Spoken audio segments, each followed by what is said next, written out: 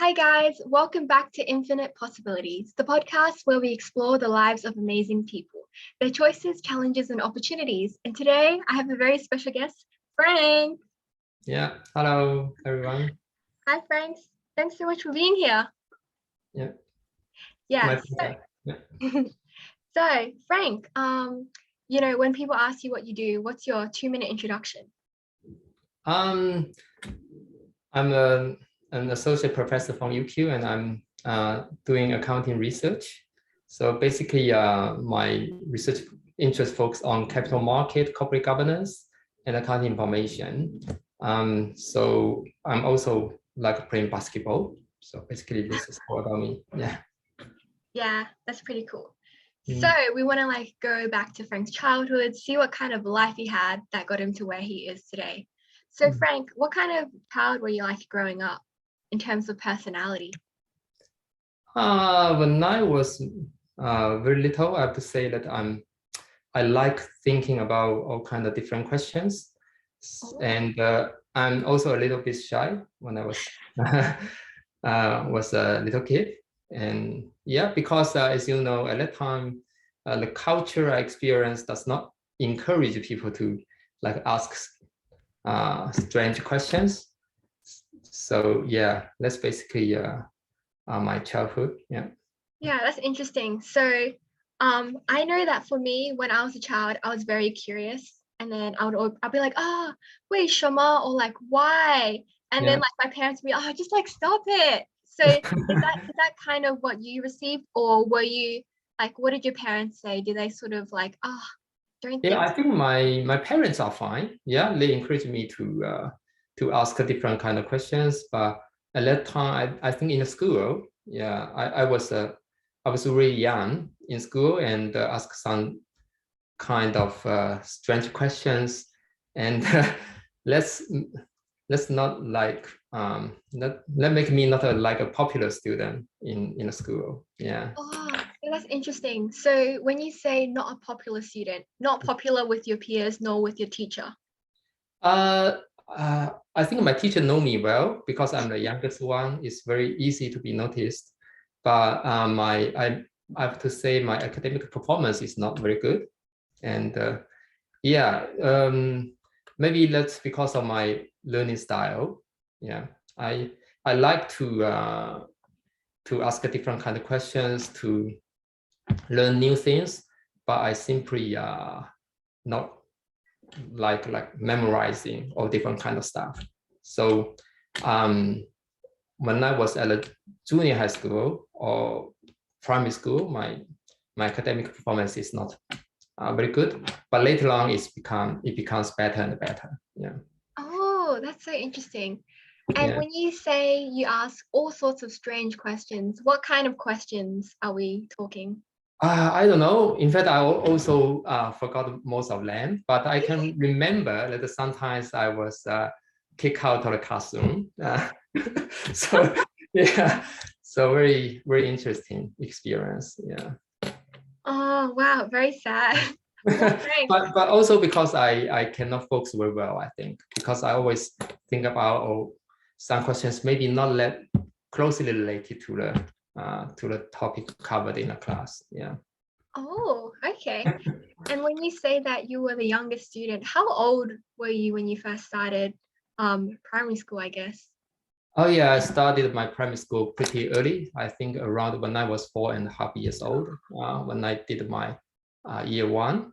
And because at my age, we only spent like 5 years at a primary school. So basically I went to university when I was 15 years old. So it's yeah, pretty early. Yeah. Wow. So was that specific to China? Only 5 years of primary school, or? No, I think most of my classmates are like 2 to 4 years older than me. Yeah. So yeah, I can still remember when I was the 30-year student in the university. I'm still like the youngest one in our school. Yeah. Wow. And what part of China did you grow up in? Was it very rural? South part, Fujian province. Oh, very cool. Very cool. And so why did you start school so early at age 4?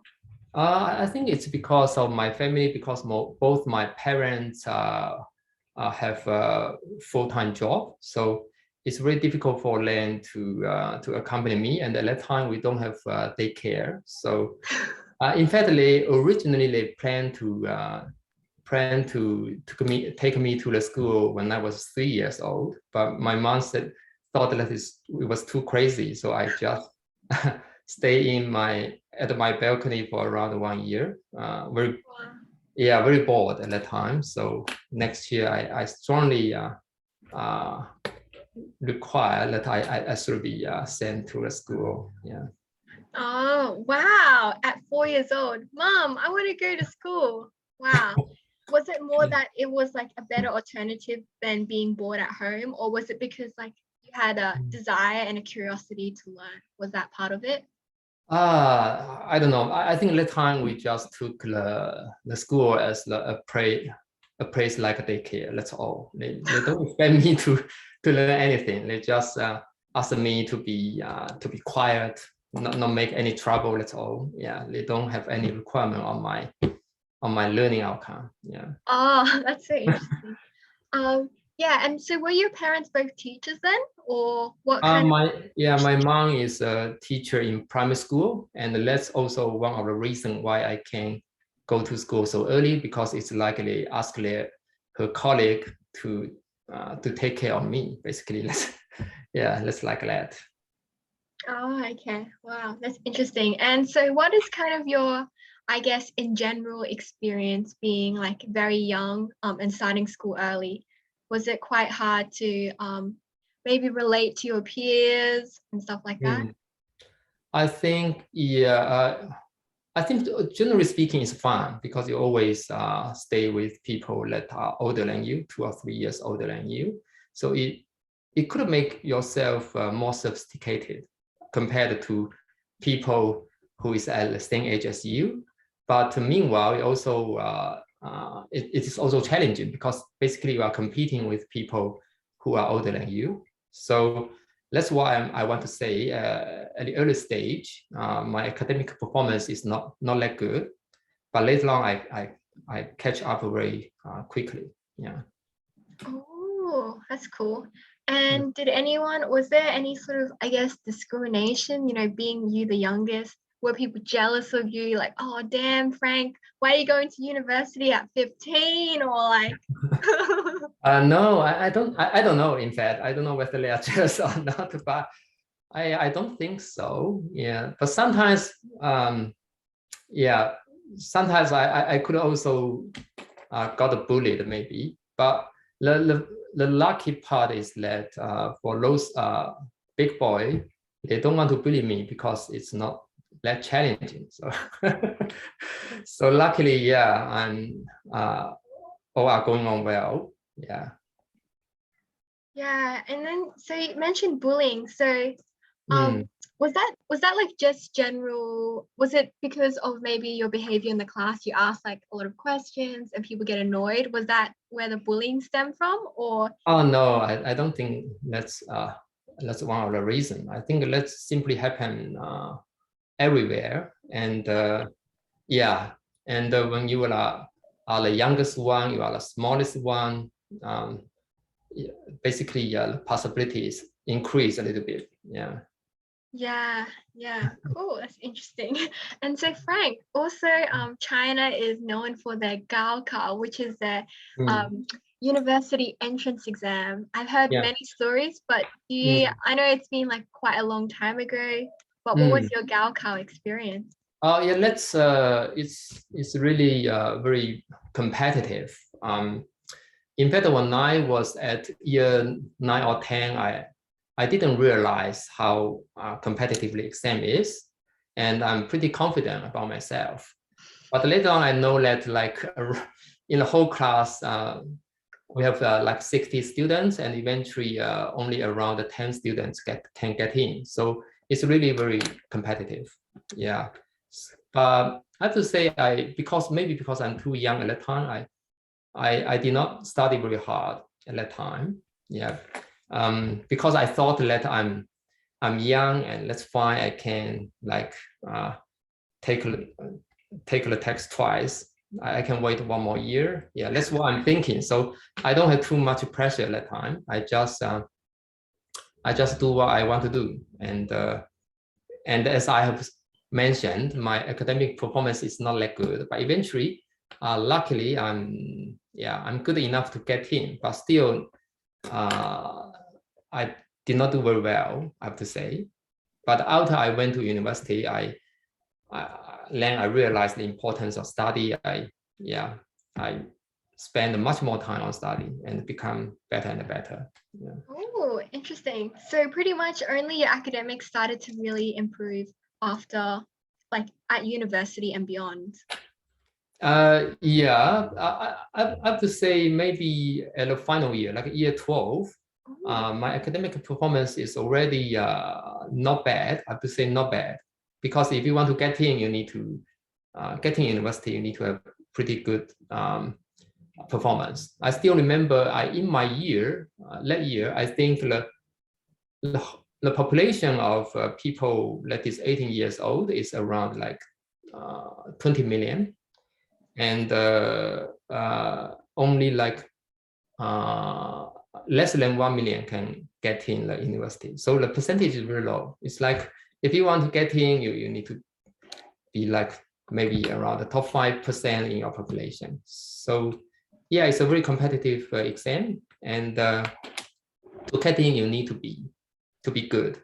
But after you get in, if you compare it with your peers, then you can find that a lot of people are good, right? There's still like around 1 million people getting to university, and you just want to be better and better. Yeah. Yeah, that's true. And so, Frank, I also have a question about how did you manage to improve your academic grades, like, up until grade 12? Like, do you have any advice for the, I guess, late academic bloomers? I think there are two important things. One is that you need to be confident. I think I'm always very confident about myself, no matter how poor my academic performance is. I still can remember when I was at year 9, my ranking is around like 56 out of 60. Yeah, so it's basically the poorest in my class, but I'm still confident. As I mentioned, I thought that I can get in a university. Although at this moment, if you look back, you can find that it's a very crazy thought, right? Because you need to like be top 10 to get in, but basically you are the bottom 10. But yeah, that's me. I have to say I'm pretty confident. I thought that if I study hard, then I can improve, no problem. A lot of people focus too much on like you need to have a very solid foundation. You need to accumulate through like 3 years. Otherwise, you cannot get in. But my thought is that if you study hard, you can always catch up very quickly. So firstly, you need to be confident. Another one is that you need to be focused. Yeah. So just focus on what you are doing. So even now I'm still keep such kind of working pattern. That is, when I work, I need to be very focused. I normally turn my mobile phone to the flight mode, and set 1 hour alarm and focus on what I'm doing. Just like I always want to say that I just take every hour as sitting in the exam, totally focused. Yeah, and after 1 hour, I will take a 10 minutes break and then do another hour again. Yeah, so according to my own experience, if you can do it like 4 hour very focused study, your performance should be very good. Yeah, if you can do it. Yeah. Oh, around at that time when you were in China, how long did you study for? When we were students, it's like we basically focus on study. Yeah. Yeah, so sometimes it's like 10 to 14 hours a day. Yeah. Wow. And how does one maintain such focus for such long periods of time? So I have to say you need to have a very strong motivation. You need to know what you want to do, what you want to achieve. Yeah, and when object, when your aim is very clear, then you can focus and motivated to do it. Then I think you can do it. Yeah. And so at that time, what was your, I guess, motivation for improving your academic? Was it purely for just going to university at that time, or? Yeah, I just want to be knowledgeable. Yeah, that's yeah, at that time that's what I'm thinking. I'm just want to explore more opportunities. And as I mentioned, I'm a guy who like thinking about different kind of questions. So I just want to be knowledgeable. Also want to fulfill my curiosity. So yeah, so that's the most important motivation. And in China, we have the culture that you can change your life by study. So I believe that. So yeah. Yeah, damn, but that's so good that you had, I guess, such a pure kind of motivation to become more knowledgeable. I think that's the first time I've heard that. Everyone is like, get a good job and then earn money, retire early. Yeah, But yeah. of course, job is important. But what I'm thinking is that if you are knowledgeable, if you are good enough, you don't need to worry about your job. The job will come to find you. Yeah, that's what I'm thinking. Yeah, that's so true. And in terms of like, I guess, building confidence, would you say that you were someone who had like inborn confidence, or was it maybe like something you attributed to your parents, like nurturing you, encouraging you, or where did it really come from, do you think? I think maybe both. Yeah, I still can remember when I was my memory is very early, by the way. I Oh, guess it's because I went to school very early. So I can remember what happened when I was 2 years old. So I can remember, yeah, when I was 2 years old, I'm pretty confident about myself. I thought that I can do anything I want. Yeah, that's what I was thinking at that time. So I think this is the inborn what I want to be part. But of course, my parents are also played a very positive role. They always encouraged me, told me that you can do it, even when my performance is not that good. So yeah, I think both are important. yeah, that's pretty good.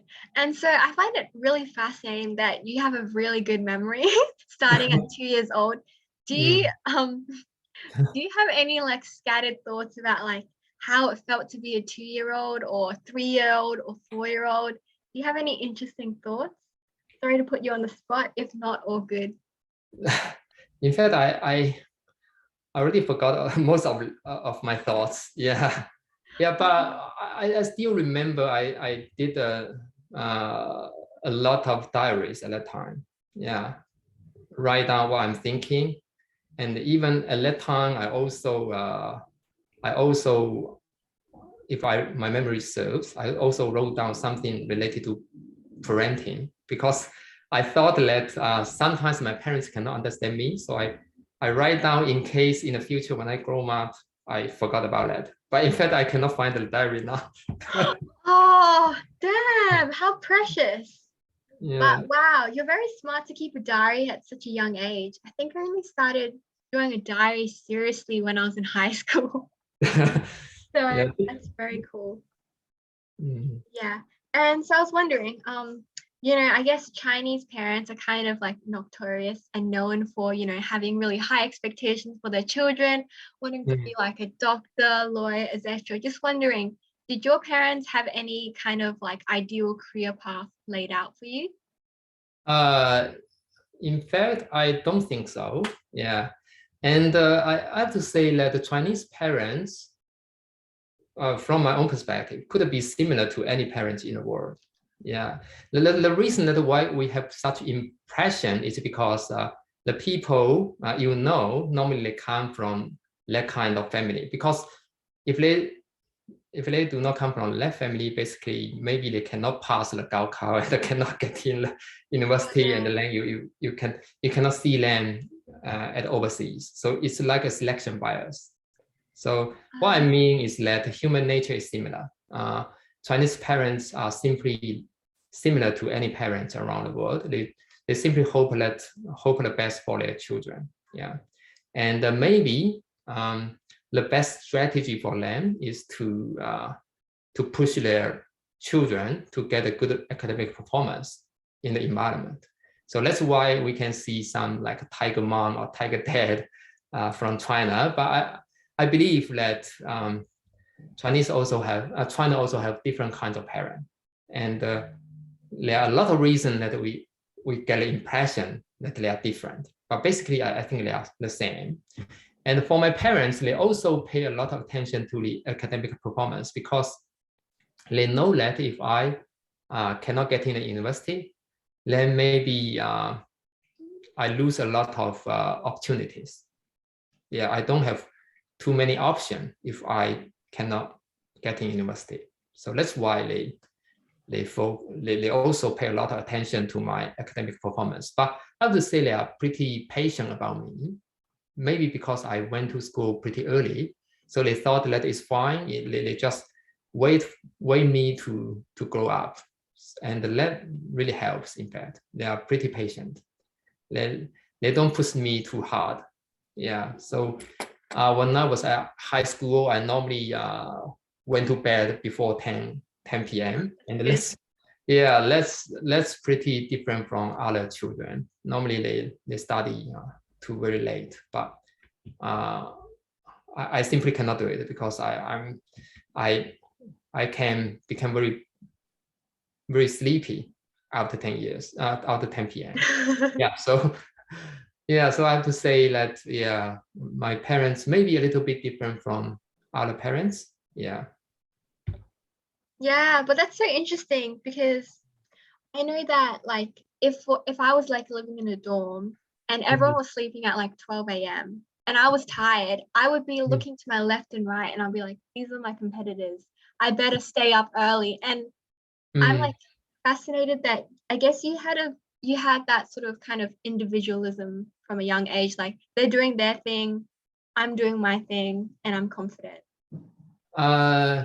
Yeah, but of course, you always can get some pressure because after every examination, you got the ranking, right? You know that what's the position you are in your class. Yeah, but I think what I want to say is that different people have a different pattern of growth.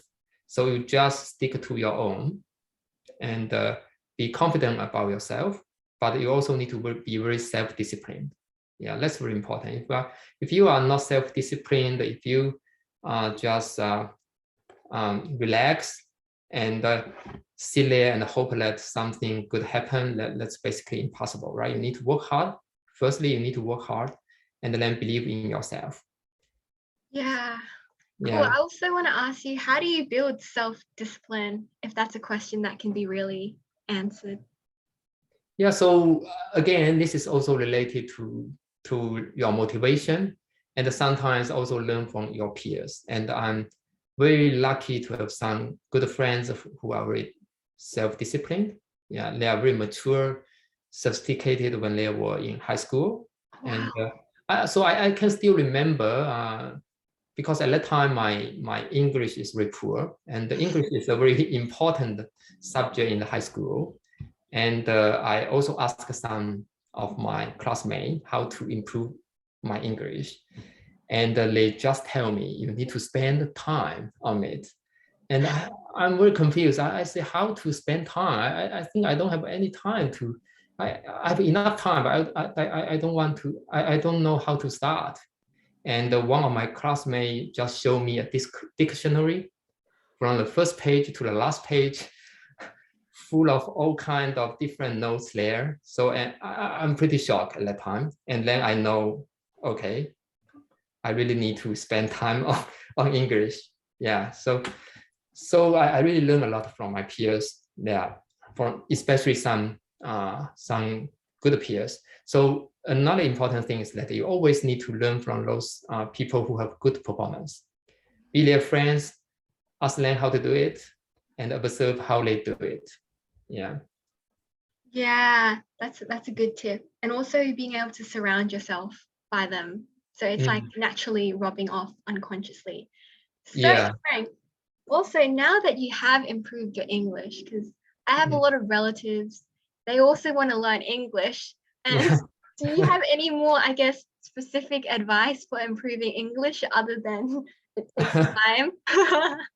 Yeah, if they are, if English is not their native language, yeah, then I do have some advice because I personally I experienced a lot of difficulties when I learn English. Yeah, so when I was at high school, English is very poor at that time. I still can remember my mark is like less than 50 out of 100 at that time. Yeah, but later on, yeah, got improved and improved. And I tried different kind of ways to learn English. So I have to say, so far, I thought the most efficient way I thought is firstly for foreigners like Chinese. The first thing you need to do is to memorize a lot of vocabulary. Yeah, and I recommend people to memorize like around 6,000 words in 6 days. Yeah, basically you can do it, but the thing is that you need to be very focused and very motivated to do it in 1 week. And after you memorize all these vocabularies, then go ahead to reading. Read a lot of things. Yeah, if your vocabulary is very poor, then it's impossible for you to read anything. So you need to firstly memorize thousands of vocabularies and then start to focus on reading and listening. Yeah. And of course, if you can find some place to practice your oral English, that will be great. Yeah. Oh, wow, that's quite an interesting kind of way. Yeah, I'll get my Yeah. relatives to try it.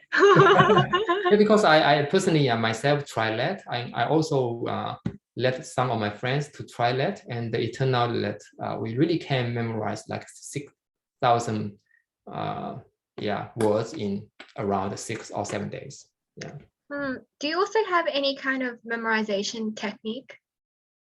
No, I think you just need to repeat. Yeah. So there are a lot of tools online now. You can just stick to the plan and memorize it. But the thing is that for the 7 days, it's not easy. I also have some friends who can just do it for 2 days and then give up. But Yeah, if you can do it in 6 or 7 days, then it means that you are a very self-disciplined person. You can get it done, and then just jump to reading. Yeah, reading I think is fundamentally important. Yeah, you just need to read all different kinds of articles and also try to memorize some good sentences. That yeah. helps a lot. Yeah. Oh, I'm also surprised that in your, I guess, kind of learning method, you didn't talk about like memorizing grammar structures, or that's not, or that's I, assumed knowledge, or yeah, I don't think that's important because after you know the meaning of vocabulary, you read a lot, eventually naturally you learn the grammar. Yeah, so you don't need to stick to grammar at the very beginning, but yeah. you just need to keep reading. Yeah, just read, and then try to write. Yeah. Oh, cool. And one more question about this is that Yeah. for memorization, like how strong does the kind of memorization, how strong should it be? For example, if I were to memorize the word boat, does that mean like I just Mm, like when I see the word boat, I understand what it is, or someone has to say the Chinese word for boat and then I can translate it? Or what about do I mm, have to be good enough to make a sentence with boat? Or what kind mm. of level Oh of yeah, very good memorization? question. What I mean is that you just need to like when you see the word, you know what it means, and that's enough. And later on, you just keep reading and learn the deep meaning of the word through reading.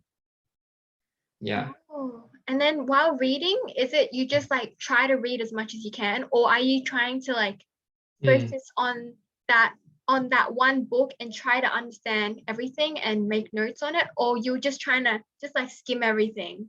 yeah. So basically for reading, there are two different kinds of reading, right? One is like you focus on reading some very classical works. Another one is that you just read all different kinds. So I think you need to do, normally we need to do both.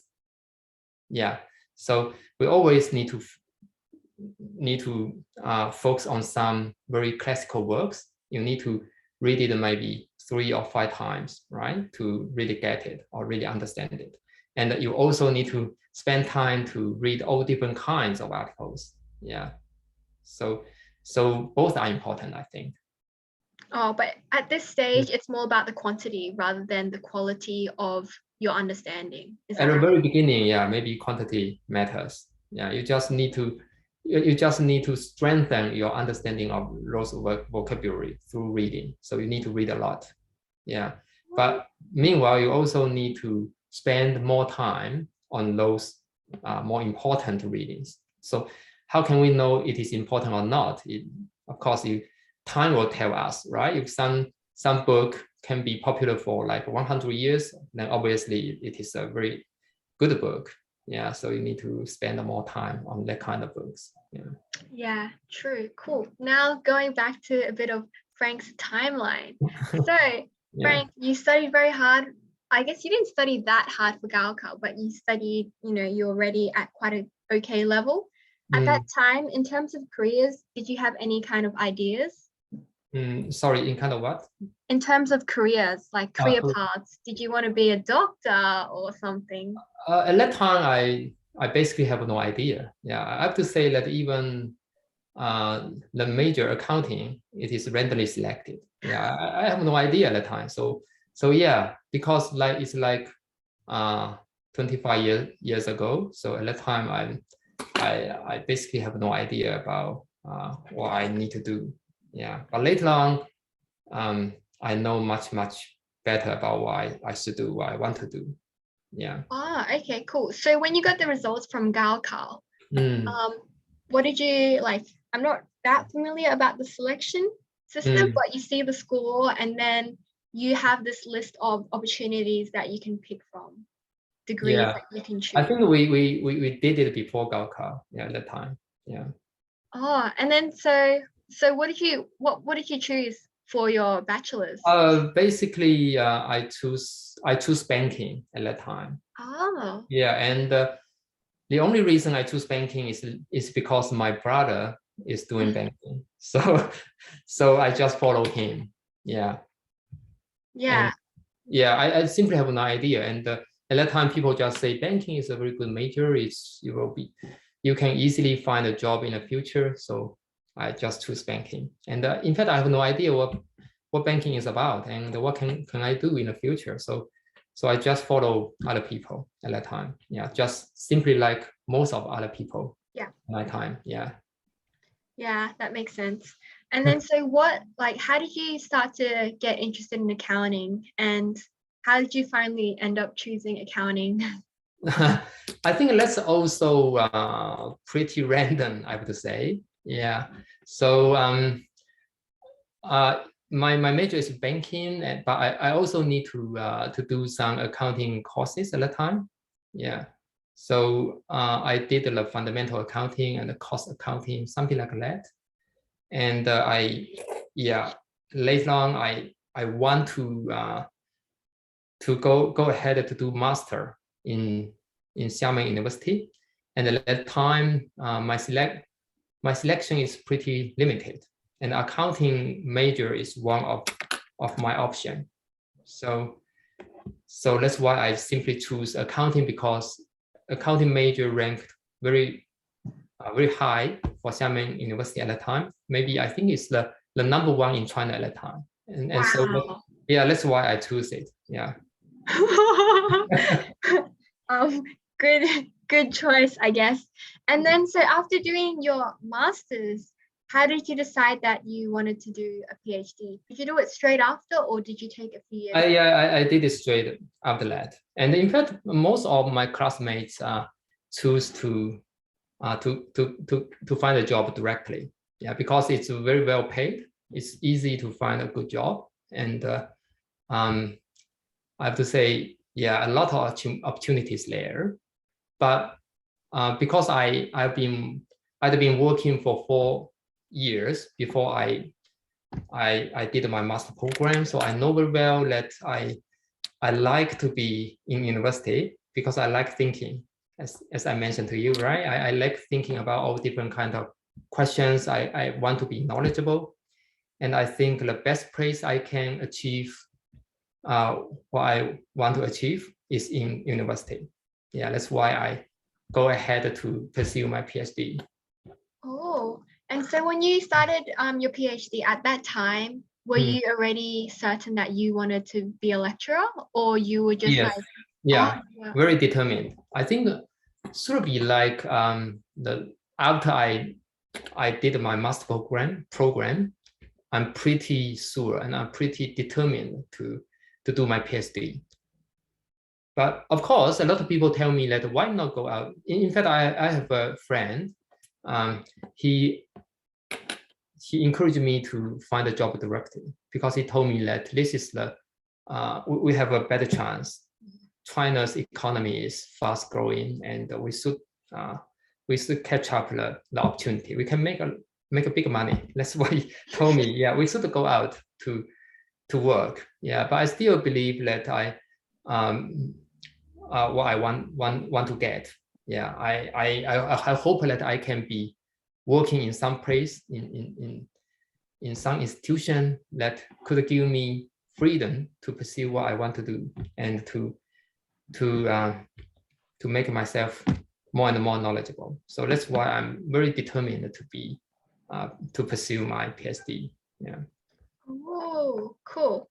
And also about your PhD journey, how I guess because you strike me as someone who's very disciplined and confident, like you said before. So how tough was the PhD journey for you, especially from doing, I guess, master's thesis to PhD? Some people say that master's Yeah. is more tougher because it's 1 year thesis and PhD is 4 years. But what's your take on that?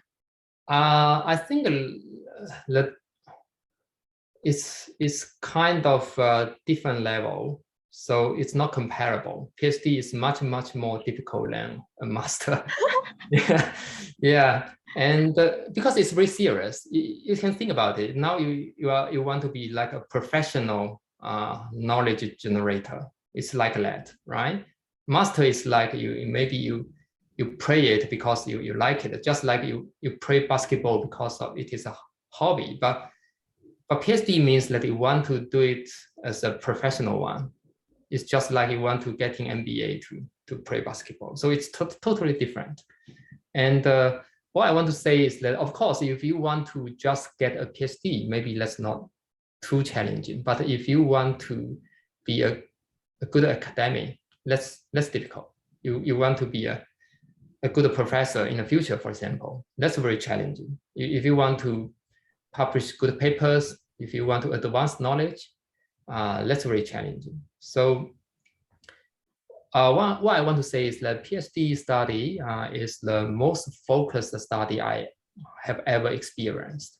Yeah, it's like I have no holiday, basically 365 days. Every day I'm thinking about my research question.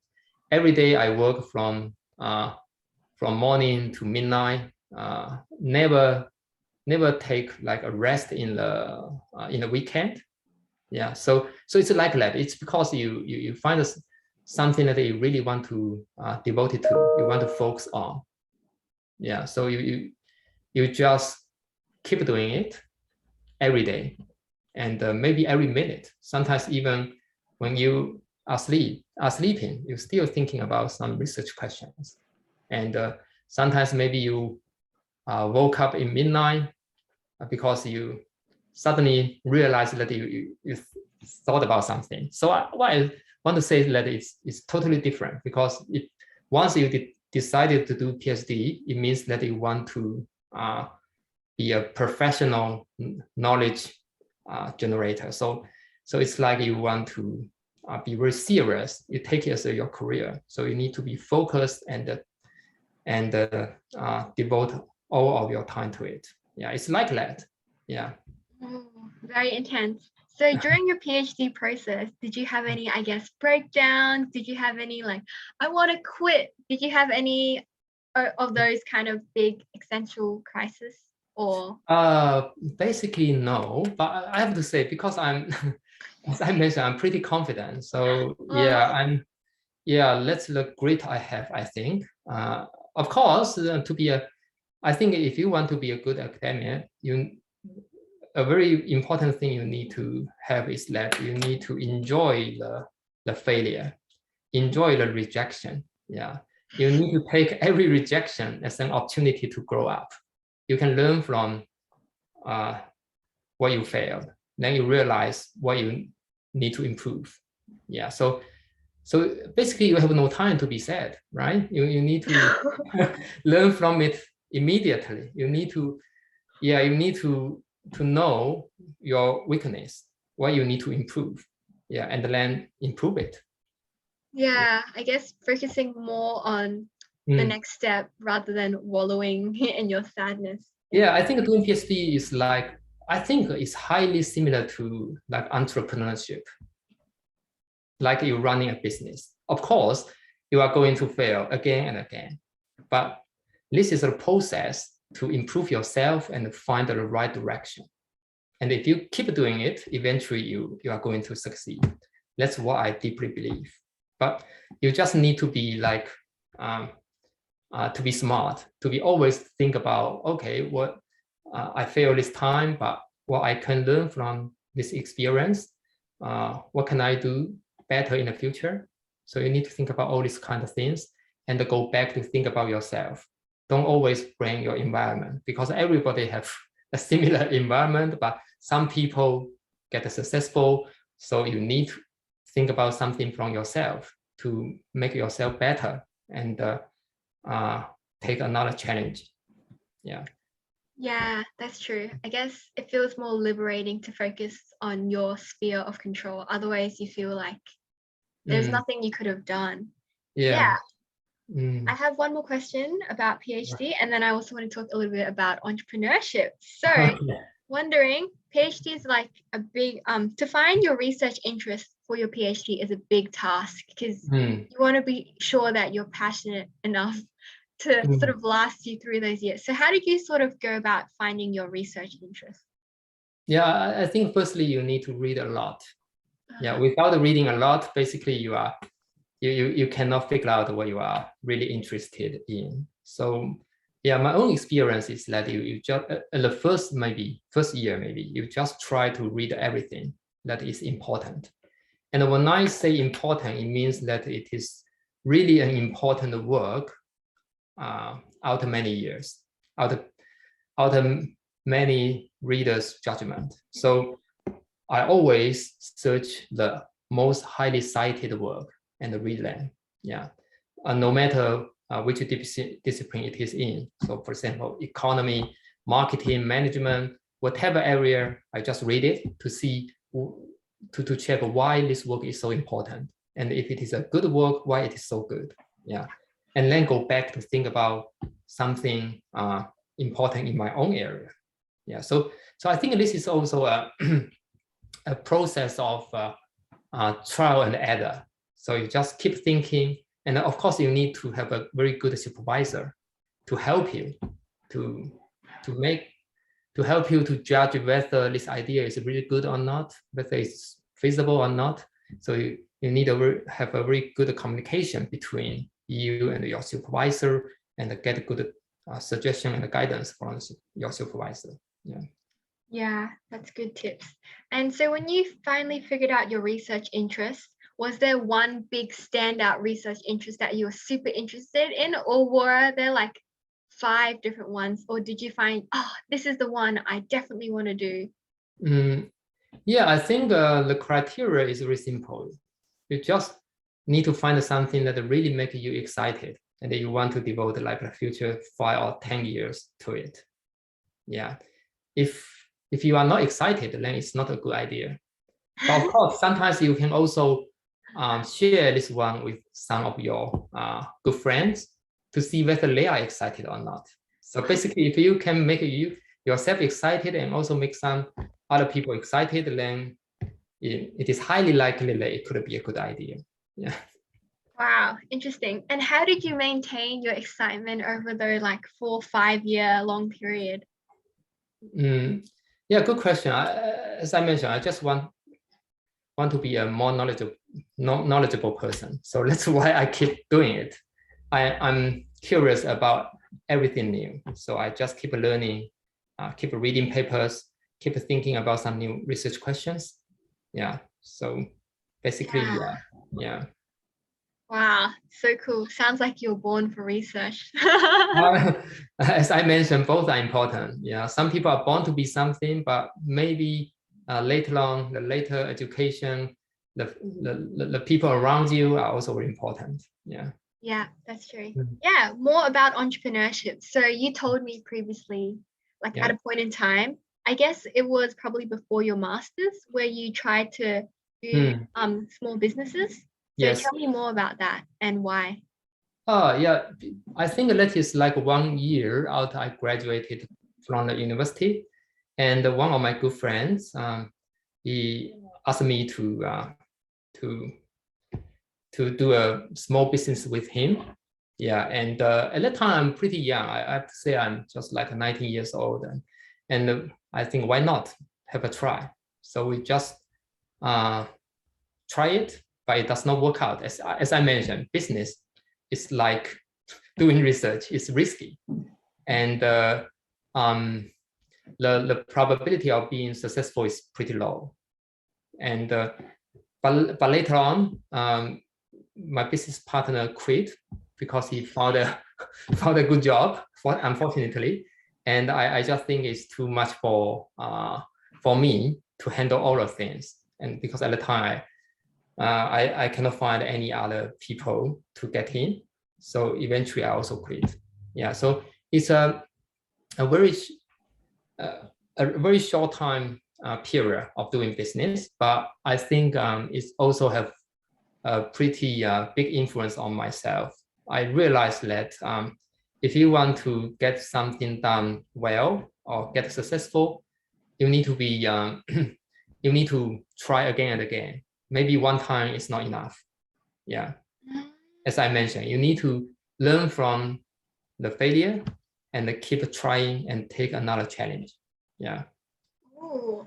So that time when you did the business with your friend, how long was that period? Was it just like a few months or a few years? I think it's just around 1 year, I guess. Yeah. Oh, what was the business about, by the way, if you remember? Yeah, it's a retail one. Yeah, we just bought some stuff from another place and sell it. Yeah, sell it to I think to university students. Yeah. Yeah. And was that the last sort of business venture that you did, or did you do other businesses or try? In fact, I also did another one after I graduated from my PhD. Yeah, but again, that one is not a serious one, but it's just because my colleague come up with an idea of doing the automatic trading system. So yeah, so I spent some time because it's also closely related to my research. So that's why I try to collaborate with them. But unfortunately, just simply out 2 or 3 months, my wife got an offer from Australia, so we just moved to Australia. So we eventually quit. Yeah, but my partners become pretty successful later on. I would say, yeah. Yeah, that's pretty cool. Nice. Cool. I just have some other, maybe I guess a bit more general questions. So overall, young people, a lot of my peers, they've just graduated or like just have 1 or 2 years left. So Yeah. what are your kind of tips for finding passion in your career and figuring out what you like exactly? Because I think that I don't know about you, but I don't believe that there's like one career path that you're born into. That No, there are so many, and then much how do you more than know that. which one to choose if a lot of Yes. them look good? Yeah, for young people, I think it's important to accumulate different kinds of experience to know yourself better. Yeah, so just take, if you have the opportunity, maybe just take different kind of jobs, different kind of internship to get the experience, to know that what is what is really the job that you are excited about. Yeah, I think the happiest thing is to find a job that you're really excited about. Yeah, just like Warren Buffett said, that every morning when he got up, he cannot wait to go to his office. You sort of get such kind of feeling. Yeah. Wow, I'm wondering if that kind of feeling is attainable. What about you, Frank? Do you think that you're excited every morning to wake up, teach, research? Yeah, it's like that. Yeah, as I mentioned, anything that's related to advancing knowledge could make myself excited. Yeah. So I think young people should also find what they are really interested about, and then just devote to it, focus on it. Yeah. Yeah, and then there's also, because Mm, I think I've definitely tried many different opportunities, tried different mm, internships. There's yeah. nothing really that I'm excited about. So I'm also kind of curious on your take on when someone should stop, I Mm, guess, searching and start settling, because I think that like money, like, earning enough to be able to live from it is like a very real question. So if, mm. for example, I was 30 and nothing really struck me as fun, I could do this, should I stop searching and just find a job and stick with it? In fact, personally, I don't think money is the most important factor. Yeah, because I believe once you choose your career, and if you can be for example, the top performer, you can always get a lot of money, no doubt of it. If you check every different kind of jobs, if you can get it done well, of course you can get very well paid. And that's what I believe. That is, your pay sort of match the service or the quality of the service or the goods you provided to other people, right? If your service quality is like top 5%, then basically I believe your pay will also around the top 5%. But sometimes maybe not exactly matched. But what I mean is that generally speaking, uh, they are matched. So don't need to worry about too much about the pay at the very beginning. So if you think about it, if you want to be good at anything, you need to be very focused. As I mentioned, you need to devote all your time to it. But suppose this is not something that you are excited about, then it sounds really sad, right? Because it's devoted to something that you are not excited about, and you you try to do it for like 20 years, then that makes no sense, right? We should devote ourselves to something that we are really excited about. That's what I believe. So I think we should be a little bit more patient at the very beginning to find what you are really interested, what you are really excited about, and then focus on it. Yeah. Do you believe that someone could never find anything that they really want to do as a job? Do you believe that? Or you believe that with I time? I don't believe, yeah. I think everyone can find something that he or she is really interested in. But maybe this is like relatively speaking. So it also depends on the personal characteristics, right? For someone who is like perfectionist, maybe everything need to be perfect, then maybe could step back a little bit. So sometimes what I mean is, so I mean, sometimes you need to also communicate with your friends, consult some of your, maybe your parents, some senior people to know more about whether this is really something that you are excited about, really something that's worth you to devote all your time to it. Yeah. Yeah, that's good. Mm. Also, do you believe that I think there are, I guess, two kind of different-ish kind of models towards work. One is that if you're passionate about it, don't do it for a living. So have a boring 9 to 5 and then pursue your hobbies, because when you mix what you're passionate about and try to monetize it, especially for creative people like maybe artists, painters, you will ruin it. And then there's the other is like find what you're passionate about and do it for a job. What are your thoughts on that? What I'm thinking is that you need to think about, of course, firstly, something you are excited about, but also you need to think about your own strength. You need to combine both, I think. Yeah. If you are really excited about something, but you are really not good at it, for example, then maybe it's not a good combination. So that's why I say you need to also ask some of your friends, some senior people to help you to make judgment. We hope that we can make a good combination, right? Something you're really excited about and something you're really good at it. Yeah, your strength, and then combine both so that you can, you can get it done well. Yeah, that's true. Just wondering for yourself, your excitement for your job on a daily basis, like if 10 is like extremely excited and 0 is not at all, where do you fall on the ranking out of curiosity? Yeah, so basically 10 because I cannot find anything that's more excited. Yeah. And in fact, Wow. many of my friends around me is like that. Yeah. Sometimes I ask someone, okay, you have good pay, right? You have enough money, then why you still like working so hard? And I think the answer is similar to me. They cannot find any other things that are more exciting. So that's why they simply go to office every day. Yeah, basically it's not for pay after some years because you don't worry too much about that. And the only reason is about your own achievement. You want to be better. Yeah. Wow, damn, I aspire to have that much passion. Maybe one day. Get back to you, Frank, on that. I think it could be very soon. You can you can achieve that. I hope so.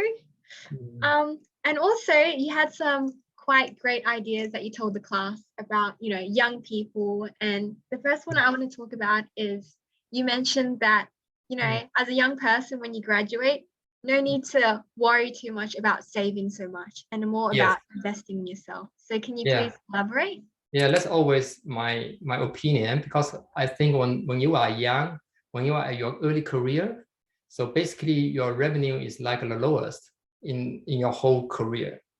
So it's not very smart to like save money or accumulate money at this time because the efficiency will be very low. My suggestion is that try to invest in yourself. Maybe you need to spend all your money on your own to make yourself better. Yeah, to learn new things, to accumulate some new experience. So even if you need to borrow money to do it, I think you're worth it if it could make you better and make you knowledgeable, make you more experienced, make you more sophisticated, make you know some people that is better than you and learn from these people. Yeah. So I think a good strategy is that at an early career, try to make yourself better and better. Yeah, and eventually you'll get good pay. Yeah, you don't need to worry about pay. I think if you can get him better and better every day. Yeah. Yeah, that sounds good. What are your thoughts about how, like, when should your child move out of home? Because I guess if you're trying to become really, like, work on yourself a lot, if you move out, then you have a lot of other additional stresses about like paying your bills and stuff like that when you can't focus on yourself. But then the other one is like, oh, you won't be independent. So what are your thoughts on that? You mean my At children? what age? Yeah, Oh. yeah. What age do you think you would be like, kids, gotta get out? I think from Chinese culture, we never have the getting out concept, I think. So family is a family, always a family until, yeah, the whole life will be family. Yeah. So as you know, in the Chinese culture, the relationship between parents and children are like the endless family. It's like that, I think.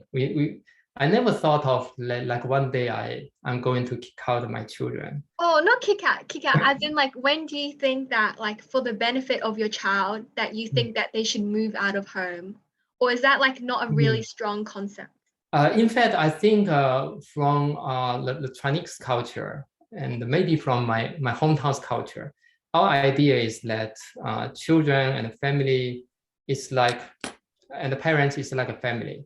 We help each other in each stage.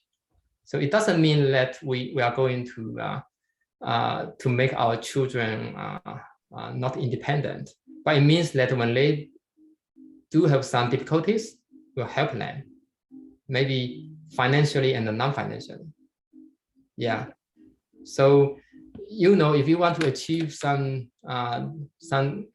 dreams, you find something that you are really excited about, but maybe at this stage you don't have enough money, for example, to do it. Then from the family perspective, we can help each other. Why not make it happen, right? So it's like a finance. You can borrow some money from future, and you can do the finance within your family, not like always from some financial institutions. I think this is the thoughts in in Chinese family. We take it like a group, and we want to achieve the objective with all our group members. So basically, we help each other. Yeah. Yeah, that's so cool. Like one big company, just do it in-house. Yeah. You can take it like a big company. Yeah. So, and we are all together. It's like that. Because we are lifelong family. So yeah. So why not help each other? So it's like that. Yeah. So for myself, I think my parents also helped me a lot when I was at my early career. Yeah. So when my children was really young, they help me, and I focus on my job. It's like that. So I think most of Chinese family are doing like this. Yeah. People help each other. When parents get old, we help them. It's like that. Yeah. Yeah, lifelong teamwork. It's like lifetime teamwork, and it's like a family bank. You can take it like that, right? So now you need some deposit support your parents, and the future parents also need some support from you. It's like that. Yeah. Yeah, that's true. Cool. Also, because I'm aware of time, just like a few more things I wanted to ask you about. So wondering if you can give like the 2-minute summary of the 30% dating rule. I think a lot of young people listening to this would love to know more about that. Yeah, I think my suggestion is that try to enjoy your life, but how to enjoy, make sure that you are doing something that you are really excited about, and then devoted to it. Because sometimes whether something is really excited or not also depends on how high the quality you can achieve. So if you simply do it at a very low level, of course, it's not that excited. But if you can promote it to a really high level, then maybe it could be something that you are excited about. So again, you need to carefully choose what you are doing and then focus on it and devote all your time to it. Yeah, and eventually the most important thing is that you need to enjoy it. Make yourself happy. That's all.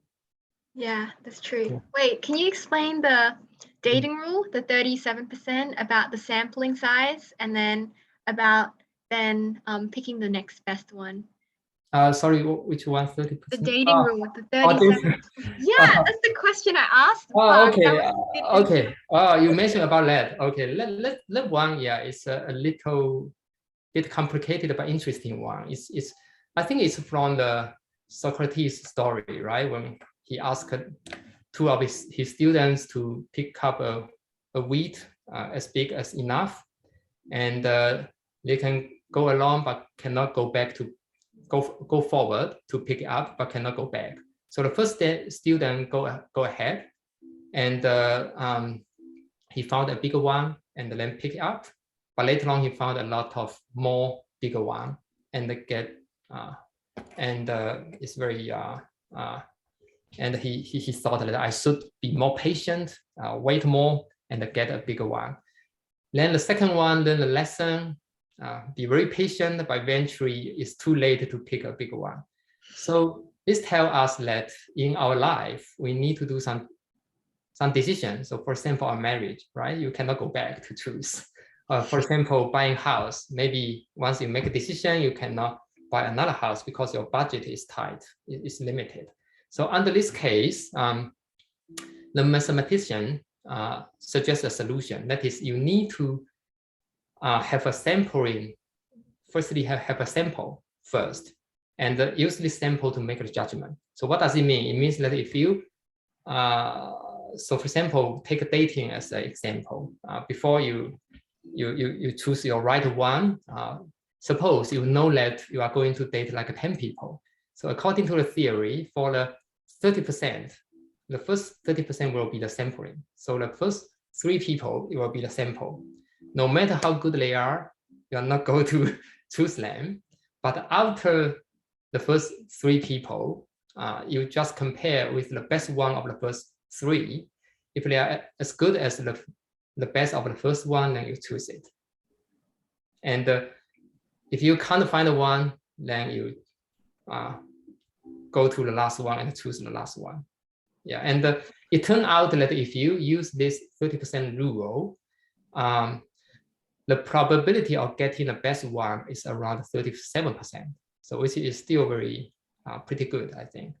Yeah. Yeah, not bad, not bad. Cool. Just a few more questions. So, Frank, also wanted to know a little bit more about your parenting style. Oh, okay. What kind of like morals, values do you kind of instill upon your kids? In fact, I just found that parenting is very difficult. Firstly, it's not easy. Yeah, it's different from teaching university students. And yeah, for my children, I think I apply the same idea. I just hope that they can find something that they are really excited about. So I barely push them to do something because I think motivation is the most important. So what I'm focusing on is to build their confidence. So I think because for my own, I feel that confidence is very important. So I just trying to encourage them, yeah, to try anything new and to learn from the failure.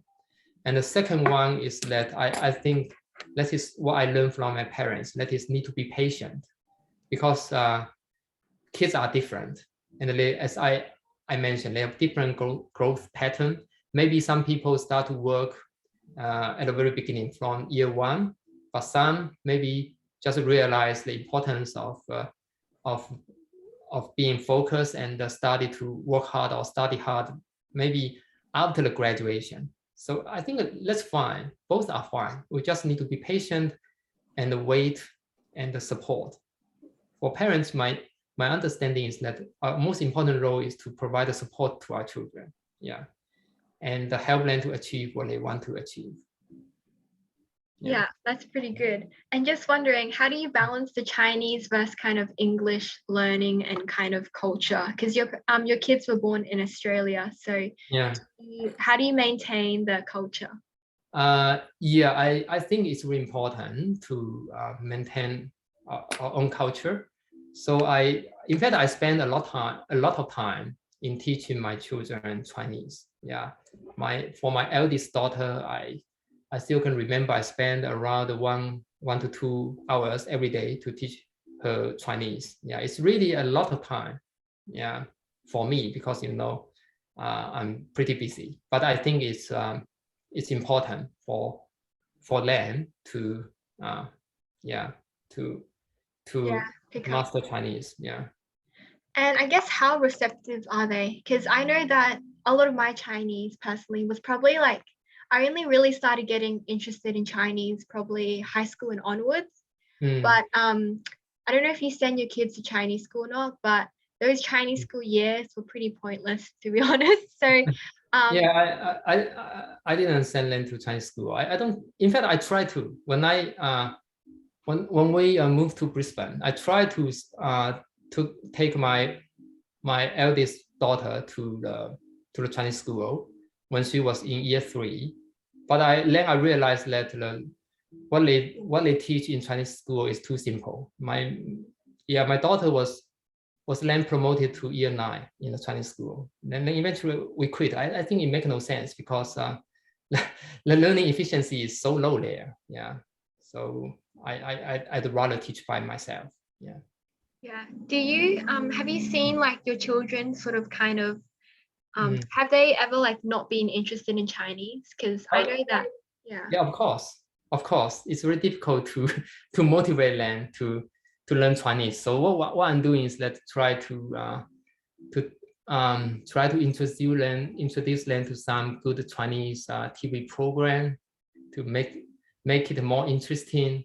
and sometimes I tell them stories. Yeah, and also read some stories to them. Yeah, but it's really difficult to learn Chinese, I have to say. Maybe even more difficult than my learning English, I guess. I don't know. Oh, interesting. Have your children ever said like, "Oh, Dad, why do we need to learn Chinese? We have English. All my peers do speak English." Like that's Yeah. generally how young children, they don't want to seem different from their peers, and so they might be hesitant to bring maybe Chinese food to school. How do you sort of counteract that? Does that happen much? Of course it happens because all your friends basically speak English, and even their Chinese classmates, most of them cannot speak Chinese. Maybe can speak, but cannot like read or write very well. Yeah. So of course, they cannot understand the importance of culture. So as I mentioned, I don't want to say too much about the importance because they simply don't listen to it. So what I'm doing is that I simply ask them to watch some Chinese TV, to enjoy the program and learn it implicitly. Yeah. That's kind of And maybe in the future when they got enough motivation, they can learn it by themselves. That's what I'm thinking. Yeah. Yeah, that sounds good. Cool. I just have a couple of ending questions. So the first one is deep. So Frank, in your opinion, what do you think the meaning of life is? Life, I think, is about accumulating different kinds of experiences and exploring some new opportunities. Yeah. Yeah, that's good. Yeah. And So I just like to push myself like a little bit out of the comfort zone and try some new things. Yeah. Yeah, cool. So Frank, if you won the lottery tomorrow and like finances are not a concern and stuff like that, like what aspects of your life would you change? What would you do differently? I think that don't change too much because now I also don't worry too much about my financial situation because for my own utility function, I think the money is already enough. Yeah. Even I got more money, I think lifestyle will not be changed too much. Maybe similar. Yeah. Yeah, that's cool. So the Yeah. final question is, Frank, what's the ideal perfect day in the life for you? What time do you wake up? What do you do? What time do you sleep, etc.? Yeah, the nice thing is that every day I can learn some new things. Yeah. And as I mentioned, make myself more knowledgeable, know more things. Yeah. I think that's the most beautiful part of the life. Yeah, You that's keep pretty growing up. Yeah. Yeah, continuous learning. Yeah. Yes. Yeah, sounds good. Well, Frank, so thank you so much for being on the podcast. I really enjoy your wisdom. Each time I chat to you, I learn something new or I like rethink about something. Yeah. So Thank you, Karen, for having me here. Yeah. yeah, and keep in touch. Let's say bye to the podcast so I can stop the Yeah. recording. See you. Bye. Bye.